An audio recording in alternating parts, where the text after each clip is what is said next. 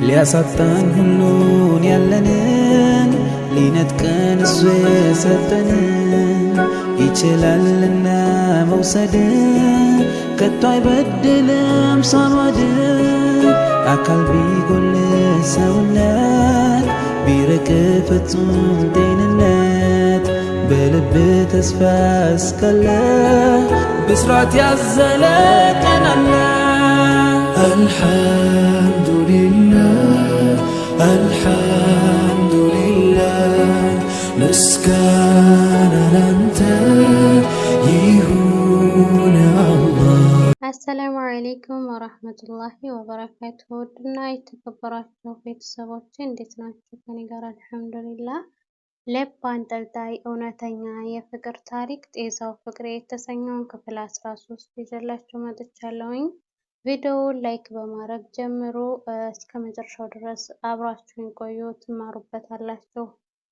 አንድ ሀሳብ በአንድ ግለሰብ ውስጥ ውሎ ካደረ ለሰውየው ጭንቀትን እንጂ ሌላ ምንም አያተርፍም። ይህን ደግሞ ሀቢብ በራሱ ላይ ያረጋገጠው ነገር ነው። ጉድለት አለብሽ፣ ሙሉ አልነበርሽም ለምን ተብላ የምትጠየቀው ፎዚያ ሆና ሳለች ከሷ በላይ ግን እሱ ተጨንቋል። የትኛው አጠያየቅ ትክክል ነው እያለ በማሰብ ላይ ሳለ በሀሳብ መንጎዱን ያስተዋለችው ፎዚያ ንገረኛ ሀቢብ ስትለው ደንገጥ አለና አለ።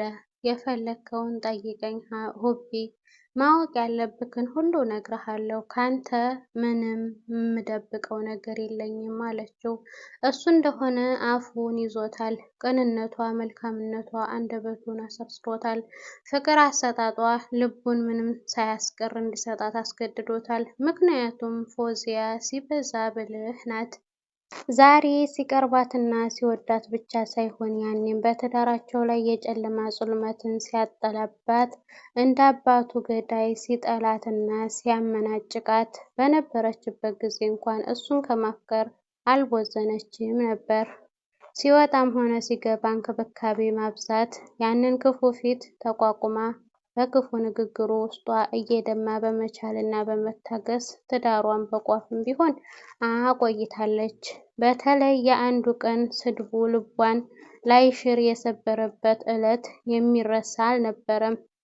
ረካሽ ሲላት ስቅስቅ ብላ ያለቀሰችበት፣ በውሃ ታጥቦ እንደተጠመዘዘ ጨርቅ የተንተራሰችው ትራስ ልብስ በእንባዋ ሲርስ የነበረችበት፣ አሁን ግን ያንን ሁሉ ወደ ጎን ትታ ባሏ የሚሰጣትን ፍቅር መኮምኮምና ውስጡን የሚያስጨንቀውን ማወቅ የምትፈልገውን እውነት ነግራ ቀሪ ህይወቷን በደስታ ማሳለፍ፣ ትዳሯን ሙሀባ ውስጥ ነክራ የኑሯን ጥፍጥና ማጣጣም፣ የዱንያን ፈተና በድል መወጣት እውን ልታደርግ የምትፈልገው ህልሟ ነው።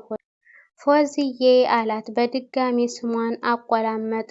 አስሬ እያቆላመጠ ከመጥራት ውጭ ደፍሮ የሚጠይቃት ሐሞቱ ፈሰሰበት።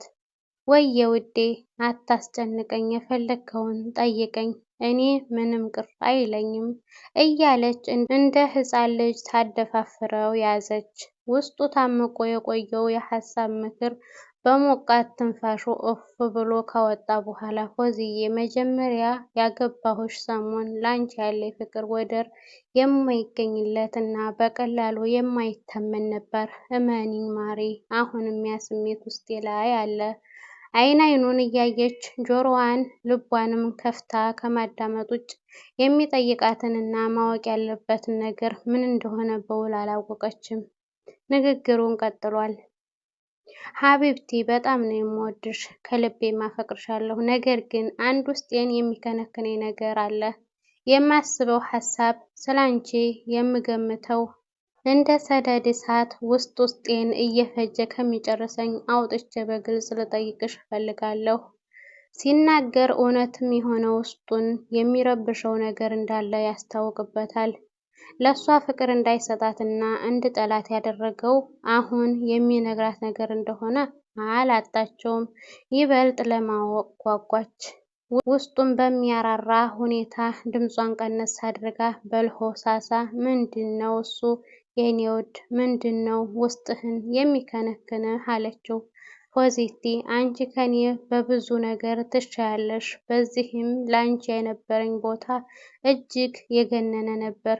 በመሃል ግን ስሰጥሽ የነበረውን ፍቅር ትቼ ሚስቴ በመሆንሽም ሁሉ ስማረር ነበር። ይህ ሁሉ የሆነው ግን በአንድ ምክንያት ነው።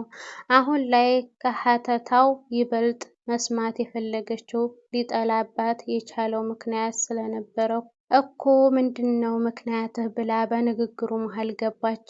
ከዚህ በኋላ ወሬ መቀየርም አይችልም።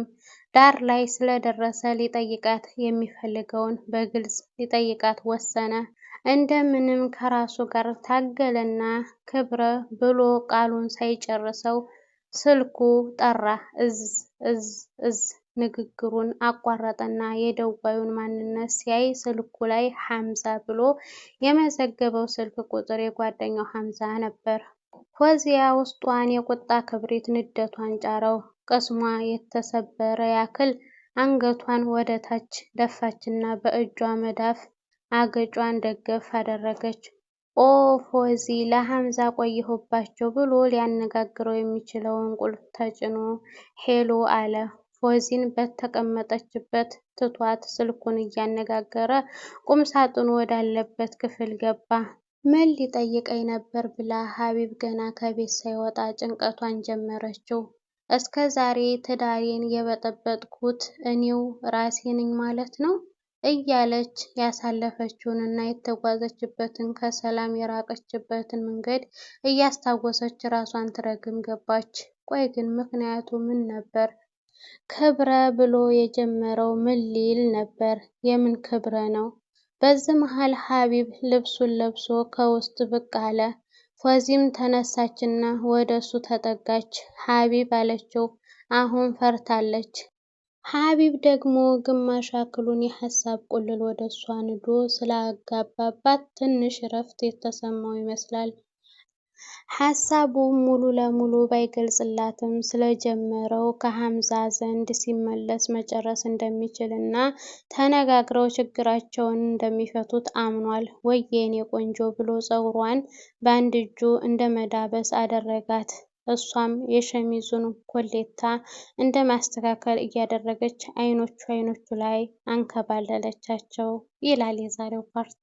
ቤተሰብ በቀጣይ በክፍል 14 እስከምንገናኝ ድረስ ሰላማችሁ ብዝት ትርፍርፍ ይበልልኝ። ቪዲዮ ከተመቻችሁ ላይክ በማድረግ ሀሳብ አስተያየታችሁን ኮሜንት ላይ በማስቀመጥ አበረታቱኝ ማለት ነው። ለቤቴ አዲስ የሆናችሁ ሰብስክራይብ በማድረግ ቤተሰብ ሁኑ። ቻናሌ በጣም ቀዝቅዟል፣ በጣም ሞቷል ማለት ነው።